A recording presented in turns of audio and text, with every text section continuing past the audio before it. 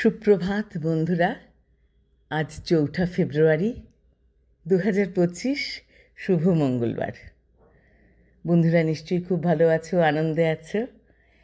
এখন তো প্রেমের দিন রোজই। এরপর ভ্যালেন্টাইন্স ডে আসছে, সেটাও ৭ দিন ব্যাপী আমরা পালন করি, খুব মজা করি। যাই হোক, আজ প্রভাতী চর্চায় চলে এসেছি আধুনিক বাংলা সাহিত্যের একজন বিশিষ্ট কবি শঙ্খ ঘোষ, তার কবিতা নিয়ে। আমার নিবেদনে তার ২টি কবিতা আবৃত্তি আছে। প্রথম কবিতা দিন ফুরলো, দ্বিতীয় ও শেষ কবিতা মিথ্যে কথা। শঙ্খ ঘোষকে প্রণাম জানাই, আমার সব বন্ধুদের আন্তরিক ভালোবাসা জানাই। এবার শুরু করব। সূর্যি নাকি সত্যি নিজের ইচ্ছে ডুব দিয়েছে।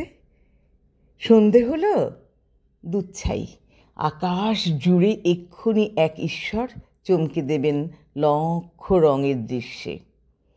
লক্ষ বা তা হতেও পারে ১০০। কেই বা খুলে দেখছে রঙের বাক্স। আমরা কি আর দেখতে পাবো ভাবছ? বাপ মায়েরা যাবেই তবে মুচ্ছ। পাখির শাড়ি যেমন ধানের গুচ্ছে আধার ফেলে ঘরের দিকে উঠছে, তেমনি এবার ফিরতে হবে সত্যি নিজের নিজের মন খারাপের গর্তে। বলবে বাবা, এইটুকু সব বাচ্চা, দিন ফুরলেও মাঠ ছাড়ে না।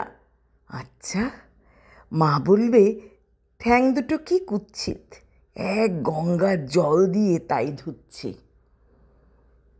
দ্বিতীয় কবিতায় আসছি মিথ্যে কথা। লোকে আমায় ভালোই বলে দিব্যি চলনসই, দোষের মধ্যে একটু নাকি মিথ্যে কথা কই। ঘাটশিলাতে যাবার পথে ট্রেন ছুটছে যখন, মায়ের কাছে বাবার কাছে করছি বকম বকম।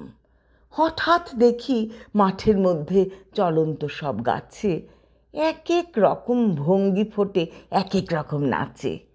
ও মা, দেখো নৃত্যনাট্য। যেই বলেছি আমি, মা বকে দেয়, বড্ড তোমার বেড়েছে ফাজলামি। চিড়িয়াখানার নাম জানো তো আমার সেজ মেশর আদর করে দেখিয়েছিলেন পশুরাজের কেশর। কদিন পরে চুন খসানো দেয়াল জুড়ে একই ঠিক অবিকল সেই রকমই মূর্তি যেন দেখি। ক্লাসের মধ্যে যেই বলেছি সুরঞ্জনার কাছে, জানিস আমার ঘরের মধ্যে সিংহ বাঁধা আছে।